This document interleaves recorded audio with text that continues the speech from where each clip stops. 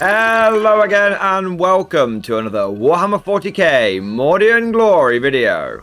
And have I got something spicy for your viewing pleasure today? We are going to be launching a new series on the channel called Know Thy Foe. This content will be focused on individual factions and what they are likely to bring to the tabletop in a competitive environment. And hopefully by watching these videos, it will help you get prepared for when you encounter them yourself. And with that introduction made, I guess we need to take a look at today's faction.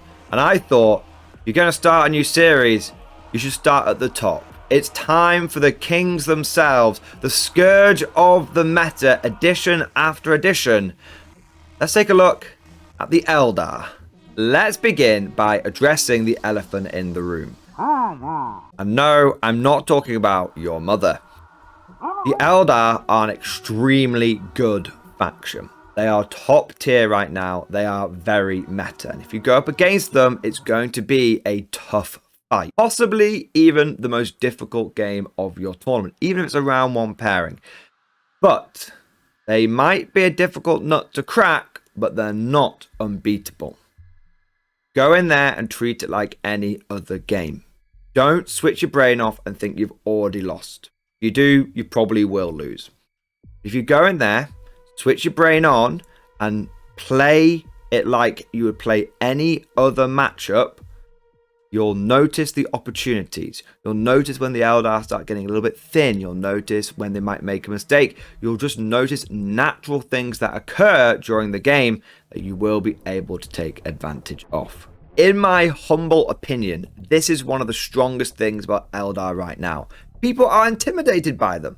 And when they are intimidated, they get psyched out, they get voodooed, and they end up playing themselves. If you don't allow that to happen, you're going to be at a big advantage in the game. At the very least, you're going to level the playing field. But speaking of what makes the Eldar strong, let's have a look at some other things that they're good at, and then afterwards we could consider how to counter them. Right now, the Eldar are both strangely meta and anti-meta. So everyone's running elite armies at the moment. They're taking lots of vehicles and some pretty hardcore infantry.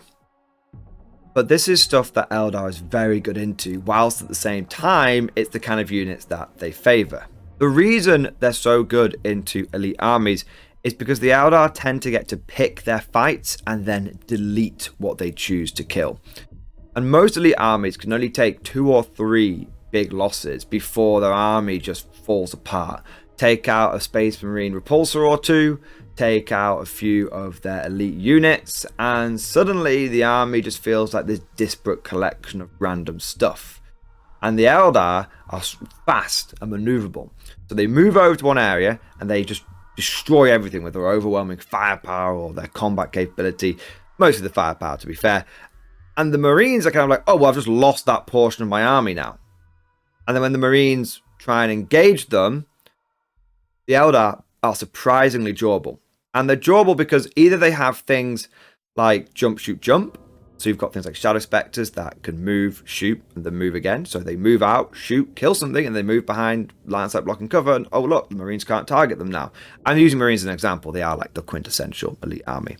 Or you've got Phantasm, which can allow an Eldar to move and then shoot. And then at the end of their opponent's movement phase, they can move again. And Phantasm is something you really, really want to be aware of. It's one of the best tricks that the Eldar have right now because they can use it in so many different ways. They can use it to make them more durable. As we said, it's can't kill what you can't see unless you've got indirect fire. And so that makes them durable. They can't actually be shot at. But it can also be used in a very aggressive way, Phantasm. So you have cases where you've got Eldar units that really want to be getting up the board quickly, like Wraithguard, got short range weapons. So what the Eldar player will do is move in their turn, maybe even advance if they can't see anything.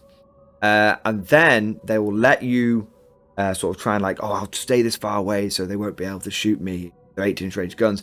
And then they'll Phantasm forward. So Phantasm can be used very aggressively to get onto objectives, and it can be used very defensively to help keep those Eldar units durable. Another thing that makes them surprisingly durable as well, it's not just Phantasm and jump, shoot, jump. There's a lot of -1 to hits in the Eldar army. You've got things like lightning fast reflexes. You've got, again, Shadow Spectres, very good unit right now. They have an inbuilt stealth. You've got Rangers, inbuilt stealth. Long story short, Eldar are fast. They're unbelievably killy. And they're surprisingly durable. And they've got multiple ways of doing that. Either it's via going out of line of sight, it's via -1 to hit, or they've just got very tough infantry like Wraithguard. Speaking of Wraithguard, they are tasty, hyper durable, and their weapons are very powerful. But the big thing that's going to catch a lot of people out, definitely something that the Eldar player can got you with if they are that way inclined. Although, to be fair, I've encountered quite a few Eldar players now. None of them have gotcha'd me with this thing. Could have done, but they forewarned me. Maybe there is a shred of honor amongst that player base. I don't know. Just casually dunking on the Eldar. No, they've all been lovely people that have encountered Eldar so far. But the big thing that they can get you with Wraithguard is that they can shoot back. So if you shoot at them with anything, it could be, oh, I've got this lone sergeant with the last pistol. Pew! You can shoot that last pistol, and the entire Wraithguard unit can shoot, but they don't have to shoot at the guy that shot them. So if you've got that lone sergeant who triggers the shoot back, and then behind him is a Lehman Russ, well, obviously the Wraithguard are going to completely core that Lehman Russ, even though it hasn't shot at them yet. So just be aware of that, and combining that shoot back, again, leading back to Phantasm, makes them very deadly, because they can move in their turn, advance, obviously, and then Phantasm forward, and then shoot you. So even if you think you're outside of 18-inch range, you might not be. But it's not just Wraiths. There are a number of Eldar units which are commonly featured in lists right now. You've got Warwalkers, because they're pretty cheap, and again, the theme for Eldar is surprisingly durable. They've got built-in -1 to wound from ranged attacks, and you've also got things like Hornets, Forge World light skimmer, which float around doing a couple of bright lances at you, and then you've got the ever feared, the infamous Fire Prism, with some pretty premier anti-tank. All of those things are relatively straightforward, though. Sure, the Fire Prisms can link fire, but it's an anti-tank gun. The Warwalkers, they're tough anti-tank. The Hornets, they're anti-tank. It's kind of easy for players to sort of get their heads around that. You see something with bright lances on it, you know that it's going to start popping your tanks, right? The unit that I would be most sort of aware of right now, something that can be very tricksy and it's going to cause you all sorts of problems, are the avatars. Now you've got the avatar of Cain, and then you've got the avatar of the Ynnari. Now, avatar of Cain, he's just tough. He's going to run up the board. He's got basically a melter sword, and then his sword just great in combat. The big thing about him is he is going to run up the board and basically be very durable. He's a bit of a distraction card effects, to be honest, but he isn't overly tricksy. You shoot him enough, he will go down and die. The main one to watch out for is the avatar of the Ynnari, which I believe is the Rain, but I could be pronouncing that wrong. The avatar of the Ynnari, the big thing is that when a unit dies on the battlefield, any unit, your units, one of the Eldar units, it can just teleport over there. And if it does it in your turn, so let's say you've got some Eldar that are right in front of you, destroy them, it teleports over in your turn, well then the Eldar player gets their turn and it can move and charge and do whatever it wants. So this thing is going to do whatever it wants, and it's going to do a lot of damage to you if you're not careful. Got a great close combat weapon, some mine bullets, 2+4 up save, and it halves damage with, I believe, toughness 10 and also 12 wounds. So it might look a little bit spindly and it's dancing all over the place, but trust me, it's a tough old beast. So that gives a brief overview of what the Eldar are good at and some of their specific tricks you want to be on the lookout for. But how do we counter them? What are they bad at? To start, Eldar don't like attrition. over the last few months, they have received a number of points nerfs that's made their army very elite. They actually have a surprisingly few amount of squads on the board. This means that every unit that you're able to wipe out, every bit of their list you're able to carve away, is a significant inconvenience for them. Now, I'm not saying that if you take out 2 aspect warrior squads that it's time for tier medals. I'm just saying if you're able to maintain a 1-to-1 ratio, for every unit you lose, they lose unit. You spend 20 guardsmen taking out 5 Shadow Spectres, and then those 20 guardsmen die. It's okay. You push forward a Lehman Russ, and then you're able to take out a Fire Prison, but then you lose that Lehman Russ. That's okay. In the guard, you're probably going to outnumber the Eldar at every turn. You'll probably have more infantry than them, and you'll probably have more tanks than them. If you can maintain a 1-to-1 kill loss ratio, then sooner than you think, you'll find the Eldar forces dwindling, and you'll be able to take advantage of some late game point scoring. But on the topic of trading units and doing damage to each other, you play Eldar, you need to learn to take a punch. They are going to come flying in. They're probably going to try and alpha strike you, trying to take out a number of key units from the get-go. If they do that, and you lose a couple of Lehman Russes and maybe a big infantry blob, don't panic. Don't be psyched out. Don't be voodooed. The number of games where an Eldar player has come flying in at me, done his typical alpha strike, and then ended up being exposed, and just through clever target priority and keeping a cool head, I've been able to do as much damage back as I received. This is the thing. Playing Eldar, it comes back to the old adage. I have been saying this in my battle reports for almost a decade now. The guard get hit hard. Can't hide everyone. But we hit back even harder. Attention guardsmen, this is an announcement by the Departamento Militarum. Element Games is an official sponsor of the Mordian Glory channel. They offer up to 20% off Warhammer 40k and 10% off Bolt Action and other game systems. Use the link down in the description to save money and support the channel. Anyone not using the link will be referred to the local commissariat. Also, don't forget that if you use referral code TIM3921, then you will receive double store credit, saving even more money on your future purchases. That's all for now. Fallout! I appreciate that some of the stuff we've talked about so far has been a little intangible, like just keep your head, go for the trades, that kind of stuff. Let's get into some specific ways of how you can counter some of the Eldar, what some of their weaknesses are. They don't like indirect fire. Eldar don't have a huge amount of it.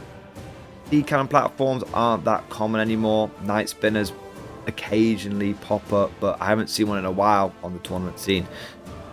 Instead, they tend to rely upon sort of jumping around and winning those local fights, like we said. But you can hide all you want. You can jump, shoot, jump. You can phantasm. It doesn't matter, because indirect fire is going to target you wherever you are. You can have the -1 to hit if you want, but guards got take aim. We're going to have +1 to hit. And most of our artillery has got heavy as well. So even if you've got an Eldar Shadow Spectre unit or Ranger unit, which is out of line of sight and has an inbuilt -1, you shoot with a Basilisk, you're still going to hit them on 4s. Because they basically have -2 to their modifier for indirect and built -1. Then you've got +2 because you've got take aim and heavy. Hitting on 4s is fine, especially with artillery when it's going to be staying still most of the time, and so it's going to be benefiting from lethal hits via the guard special rule. On top of your artillery being able to target their sneaky maneuverable units, you can also use it to go after the real power behind the Eldar list, which is their little units of chaff running around doing action. There'll always be something like Rangers or maybe a character on a bike that's going to be zipping around the battlefield, scoring engage or deploy teleport to Homer or behind enemy lines. There's always something that will allow the Eldar player to be getting lots and lots of points. And whilst you're focused on the big fight, maybe the avatars teleporting all over the place, those Shadow Spectres are jumping out and shooting you, the Hornets are coming at you, the Fire Prisons, the War Walkers, whilst you're focused on all of that, that's where the Eldar wants your attention to be. You feel like you have to deal with that stuff because it's the most threatening, right? Whilst you are dealing with it, all of the little cheap units, scoring them points. What I like to do when I'm playing Eldar is use my artillery and any direct fire that I can use to go after the chaff units first. Keep the middle ones busy, keep the big brawl going, just as much as possible, just going for those equal trades where I can, maybe even losing it a little bit. As long as I can keep them busy, I can play the Eldar at their own game. And then what I like to do is go after all those chaff units, because this gives you two advantages. Firstly, a lot of those chaff units are going to be on board edges and they're going to be screening you out a little bit. It's amazing how much of a board you can screen out with 2 5-man squads. By getting rid of them, not only are you getting rid of their sneaky scoring units, but you're also opening up avenues for your own, dropping a few 5-man science squads in, maybe Gaunt's Ghost is popping around the place, you've got Cyclops demolition vehicles coming in for strategic reserve, you've got reinforcements from squads that have died, you spent 2C for reinforcements, they need to be able to come back in somewhere useful. So it's a double doozy, it's an Uno reverse card, plus the added bonus is, as we said earlier, Eldar are very elite. If you take out these cheaper scoring units, then suddenly the Eldar player is in a difficult position. Because either they have to just sack off doing the scoring and try and win the fight and score where they can, if they can, or they need to take some of their more powerful units, their more expensive units, and start doing actions with them. Now, they're probably going to go for the latter option because they still want to be scoring points. When you pull this objective card, you still want to be going for them. But that means that suddenly you've got expensive units with good firepower that aren't shooting at you. This means that you're then able to start pulling back that big brawl that's going on in the middle. You'll start to win the firefight. So killing the chaff really is the Achilles heel of the Eldar. Oh, and one last thing. A good bayonet charge will often catch an Eldar player off guard. Most people don't expect guard to be getting into close combat voluntarily anytime soon. But the thing is, a lot of Eldar units are kind of crap at it. They're just toughness 3 infantry, and they might have a 3-up save, they might have a 4-up save. It doesn't really matter. Between the fact that you'll have a 20-man blob, that blob will either be strength 4 because it's Catachans, or have some sort of power sword in there. Getting a good bayonet charge off against an exposed little 5-man unit of light infantry is a great way of just getting an extra kill in the bag. And it's another way of getting around a lot of their jump, shoot, jump shenanigans, because they can jump out and shoot you and then jump back, but you don't need to be able to see an enemy unit to be able to charge it. So sometimes the best option is get up close, fix bayonets, get in there and start doing some damage. However, be aware that trying to tie up large units of Eldar, such as big blobs of Wraithguard, will not work, because they do have stratagems that allow them to fall back, shoot and charge. So this bayonet thing, it's just something to keep in the back of your mind. You can use it to bully smaller 5-man, less durable units, but don't be using it to try and tie stuff up, because more than likely it's not going to work. But that just about covers it. In summary, the Eldar are tough, they're fast, and they are deadly with a lot of tricks up their sleeve. But if you're able to trade unit for unit, if you're able to take that punch and not let it knock you down, and you're able to use some indirect fire and some cheeky bayonet charges, you might just be able to turn the tide and squeak out a win. But whatever happens, it's going to be a tough game, it's going to be a close game, and it should be a fun game.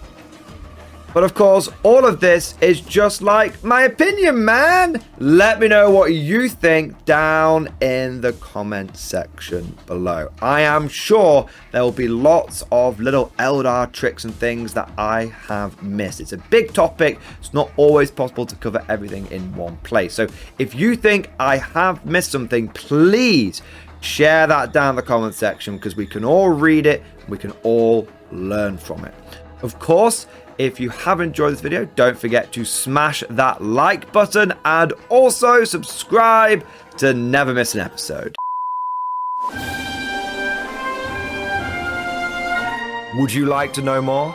If so, then please consider becoming a channel member or patron. By supporting the channel, not only will you be doing your part, but you'll also be helping me create more content for your viewing pleasure and unlocking a whole host of perks. You get everything from a badge next to your name, custom emojis, but the big one is access to the Mordian Glory Discord server, an online community with almost 2,500 active members. It's always popping off in the MG Discord. We've got channels for army lists, hobbying, tactics, stories, and even a pretty spicy meme section as well. For all you greenhorns that wanted to see the Mordian Glory Hole, today is your lucky day.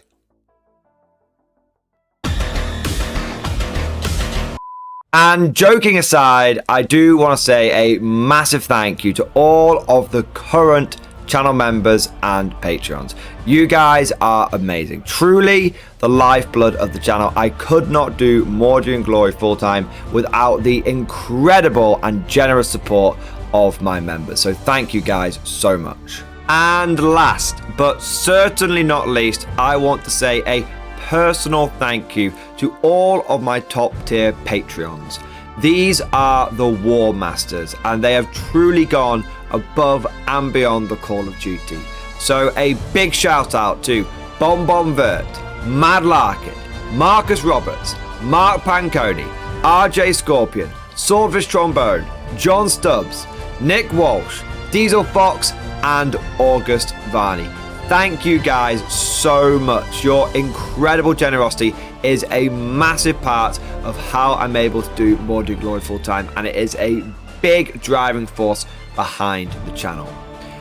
But I hope you all enjoyed today's video. Thank you for watching, and of course, as always, I'll see you guys next time.